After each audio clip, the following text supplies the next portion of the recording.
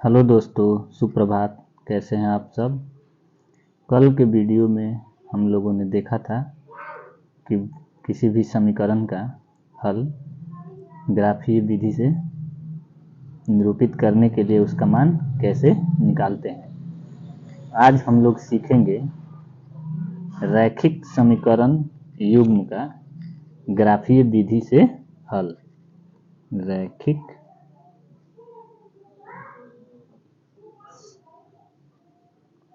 समीकरण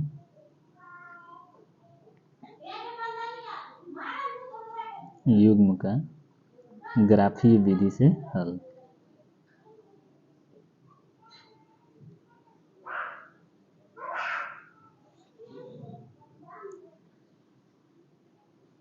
विधि से हल मतलब कि ग्राफीय विधि से हम इस समीकरण का हल कैसे निकालेंगे, इसके बारे में जानेंगे।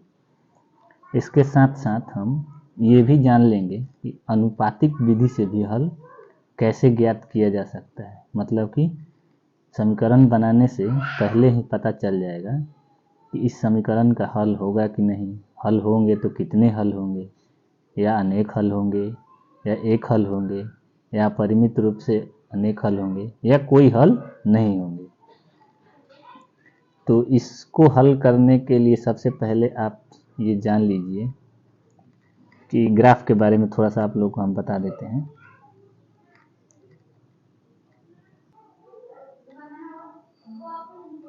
ये एक्स अक्ष, ये वाई अक्ष। तो अगर हम ग्राफ खींचेंगे किसी समीकरण का, वो ग्राफ कहीं ना कहीं इसमें रैखिक युग्म है। अगर अकेला रहे रैखिक समीकरण तो उस समीकरण केवल अकेला रहे रैखिक तो उसका अनेक हल होता है।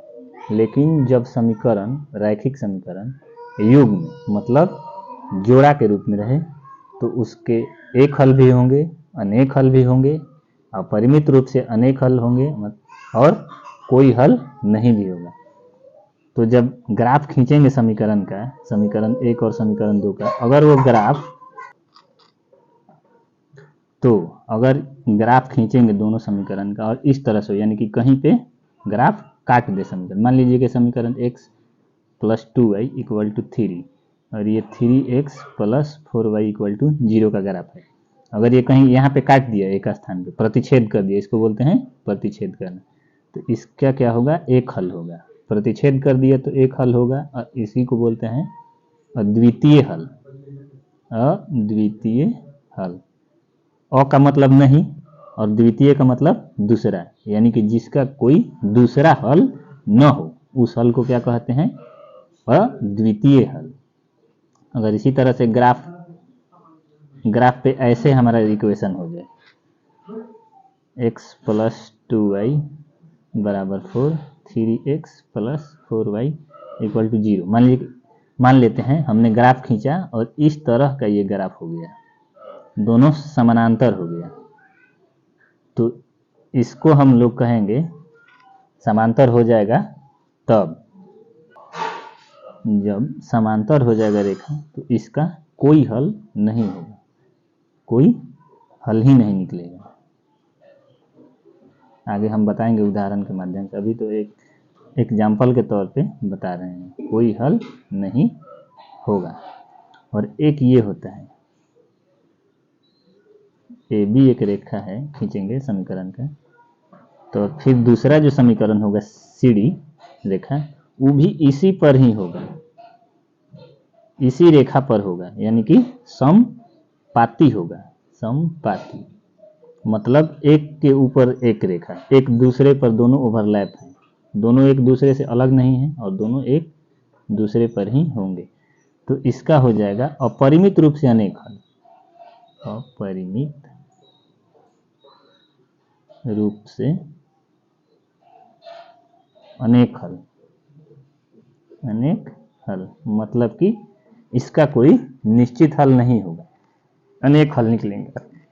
2, 4, 5, 6, 7, 8, 10, 12, 15, 25, 30 कुछ भी हो सकता है। अपरिमित रूप से असंख्य हल निकाल सकते हैं। तो ये तो आप लोगों ने जान लिया कि अगर समीकरण मान रखना सिखाई दिए थे कि ग्राफ खींचने के लिए कैसे मान रखा जाता है। अब मान रख के जो समीकरण आया ग्राफ पे रख के उसका मान खींचेंगे, ग्राफ खींचेंगे। अगर ग्राफ दोनों समीकरण के ग्राफ आपस में कहीं मिल जाए या प्रतिच्छेद करे, काटे, तो वो क्या होगा? अद्वितीय हल होगा, एक हल होगा। अमतलब नहीं, अद्वितीय मतलब दूसरा, जिसका कोई दूसरा हल न हो, अर्थात अद्वितीय कहलाता है। अब ये हिंदी में भी सीख लीजिएगा कि अद्वितीय का मतलब क्या होता है, यही होता है। और दूसरा एक हल है जो हमारा समीकरण प्राप्त हुआ वो समानांतर रेखा के रूप में प्राप्त हुआ। तो इस तरह का ग्राफ प्राप्त हो जाएगा, ग्राफ पे हमारे समीकरण का, उसका मतलब होगा कि कोई हल नहीं होगा, इसका हल ही नहीं निकलेगा।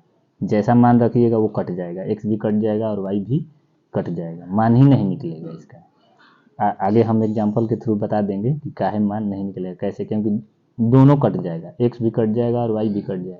तो जब दो निकालना हो और दोनों में से कोई ज्ञात नहीं हो तो किसी भी समीकरण का मान नहीं ज्ञात किया जा सकता है। ज्ञात तभी किया जा सकता है जब दो में से कोई एक मालूम हो या एक के मान रखने पे दूसरा का वैल्यू बचे। और इस तरह से जो संपाती होगा एक रेखा के ऊपर एक, इसका क्या होगा कि हल तो होंगे लेकिन अनेक हल होंगे, अपरिमित रूप से अनेक हल। तो इसको बिना ग्राफ पे बनाए भी हम लोग पता लगा सकते हैं कि इसका एक हल होगा कि कोई हल नहीं होगा कि अपरिमित रूप से अनेक हल होगा। उसके लिए हम लोगों को प्रयोग करना होगा अनुपातिक विधि। अनुपातिक विधि जैसे कि इक्वेशन जो दिया रहेगा उसका अनुपात लेकर के हम पता लगा सकते हैं कि इस समीकरण का एक हल होगा कि अनेक हल होगा कि कोई हल नहीं होगा। तो आइए उसके लिए देखते हैं। जैसे कि एक इक्वेशन दिया हुआ है x माइनस 2y बराबर 0 और ये 3x plus 4y minus 20 equal to 0। तो अनुपातिक विधि में आप लोग को a, b और c के रूप में रखना होगा, क्योंकि दो चर वाले हैं तो तीन ही होंगे इसमें, जाहिर सी बात है, एक x और एक y या z या w, कोई दो चर होगा और एक संख्या होगा। और नहीं होगा तो इस साइड 0 रहता ही है, उसको इधर ला देंगे, वो c के रूप में हो जाएगा। जैसे कि ये समीकरण 1 है और ये 2 है, तो एक को ही पहले कर लेते हैं, x माइनस 2y माइनस 0 बराबर 0। 0 रखने से कोई अंतर नहीं है, माइनस रखिए या प्लस रखिए, कुछ नहीं है तो 0 होगा ही होगा। तो 0 में माइनस और प्लस से कोई वैल्यू नहीं है। तो ऊपर वाले में अगर समीकरण 1 में हम इसको a1 मानते हैं, इसको b1 मानते हैं और इसको c1 मानते हैं, तो समीकरण 2 में जब हम मानेंगे तो इसको a2 मानेंगे, इसको b2 मानेंगे और इसको c2 मानेंगे। तो जाहिर सी बात है कुछ बच्चे अभी बोलेंगे कि सर आप a2 जो माने हैं वो 3x को माने हैं। नहीं, यहाँ पे जो अचर संख्या है, चर संख्या नहीं, उसको हम a2 माने हैं। 3 को केवल 3 को अचर संख्या को माने हैं। जैसे अल्लाह उस सहूलियत के लिए आप लोग के यहाँ पे लिख देते हैं a1 बराबर 1, कुछ नहीं है तो यहाँ 1 होगा, कुछ नहीं है तो 1। और इसी तरह से b1 बराबर ये क्या है माइनस 2, तो यहाँ पे माइनस 2 लिख दिए। और c बराबर कुछ नहीं है तो 0, तो यहाँ पे लिख देंगे c1 बराबर 0। उसी तरह से a2, जो 3x है तो a2 बराबर कितना हो जाएगा 3, क्योंकि हम लोग को चर संख्या को नहीं लेना है अनुपातिक विधि में। और b2 बराबर हो जाएगा 4y है तो 4y, और c2 बराबर हो जाएगा माइनस 20 है ना यहाँ, तो ये हो जाएगा माइनस 20। अब इसको रखने का एक नियम है, ऐसे रखा जाता है a1 बाई a2 बराबर b1 बाई b2 बराबर c1 बाई c2। अब इस पे हम लोग मान पुट करेंगे और देखेंगे कि कैसा हल आ रहा है। a1 का मान कितना है 1, a2 का मान कितना है 3, 1/3।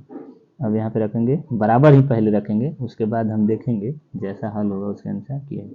तो b1 रखना है ना, a1 हो गया तो b1 का मान -2 और b2 का मान 4।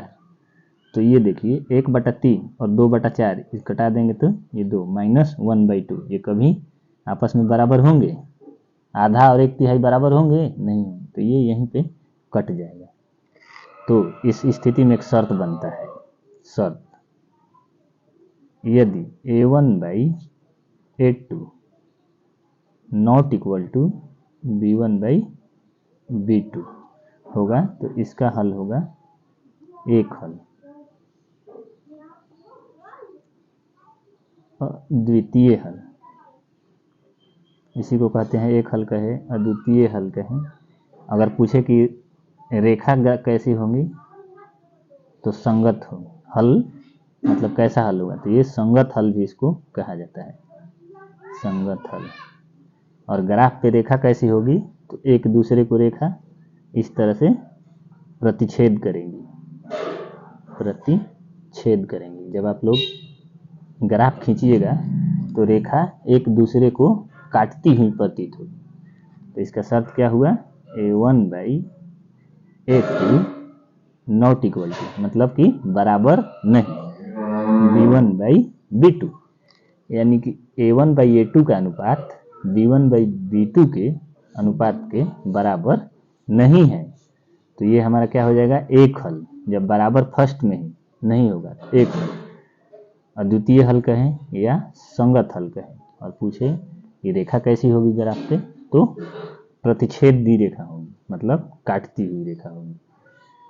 अब इसी तरह से इसका दूसरा शर्त है, ये तो हो गया कि पहला बराबर। अब इस तरह से अगर हो किसी में a1/a2 बराबर b1/b2, अब इसमें क्या हो कि तीसरा बराबर न हो, यानी कि c1/c2।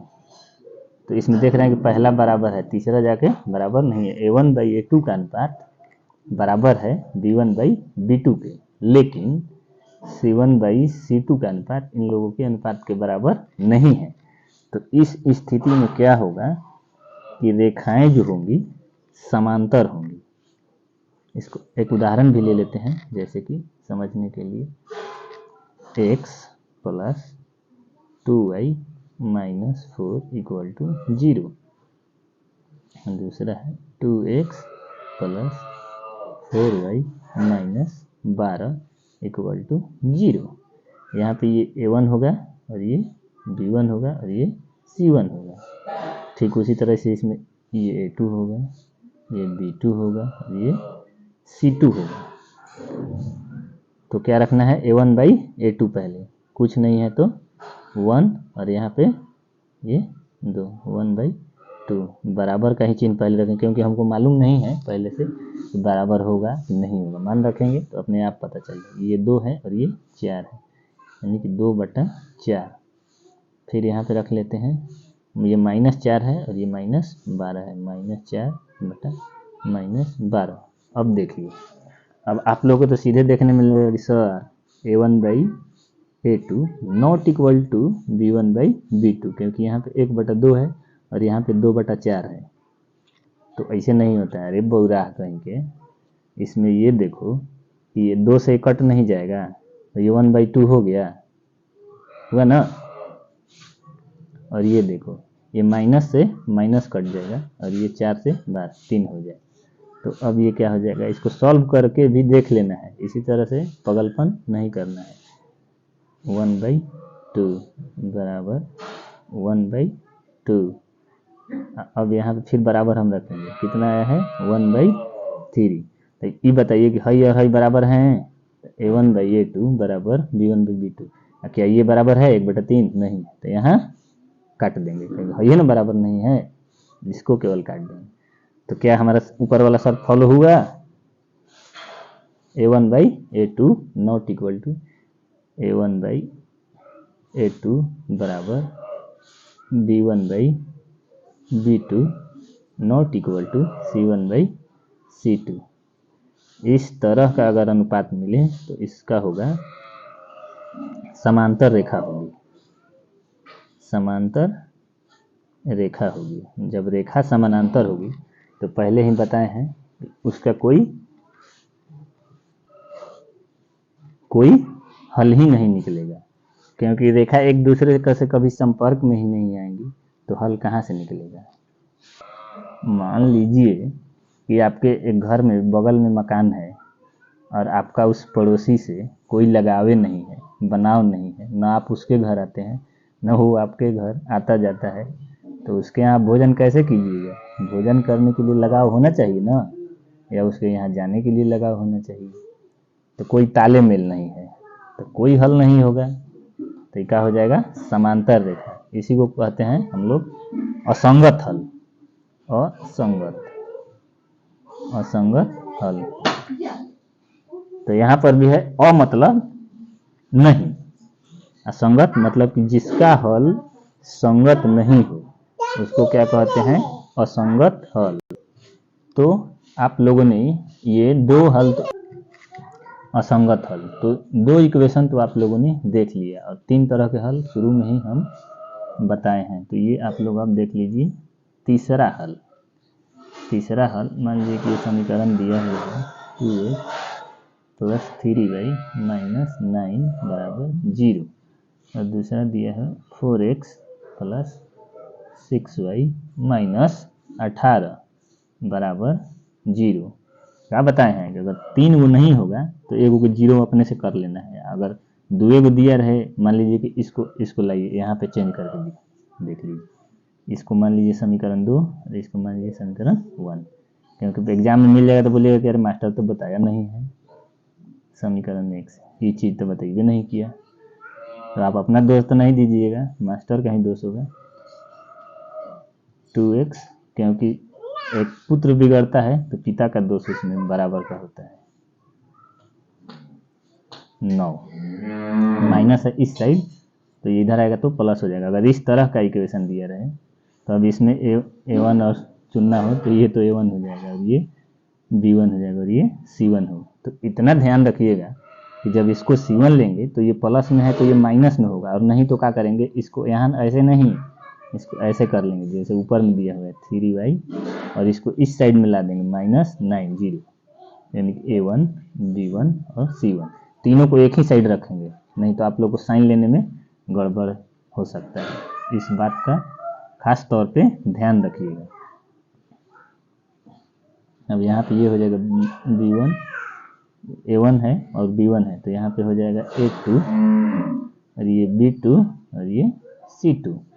अब मान रखिए 2/4, क्योंकि a2 की जगह 4 है, यहाँ पे 3 और ये 6 है, 3/6 बराबर, यहाँ पे -9 है, ये -18 है, -9 - 18, ये माइनस से माइनस कट जाएगा।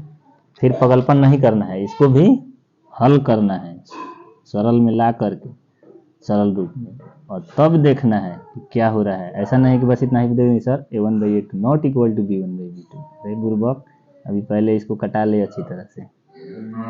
तो ये क्या हो गया, 2 से 2 हो गया और ये 3 से 2 हो गया, तो ये हमारा कितना हुआ 1/2 बराबर 1/2, ये 9 से 2 1/2, ये क्या हो गया, तीनों बराबर हो गया। तो तीनों बराबर होने के लिए आपको क्या बताया था कि समपाती रेखा होगी। रेखा कैसी होगी, समपाती रेखा। तो जब तीनों बराबर हो जाएगी तो इसमें क्या होगा कि अनेक हल होंगे, अपरिमित रूप से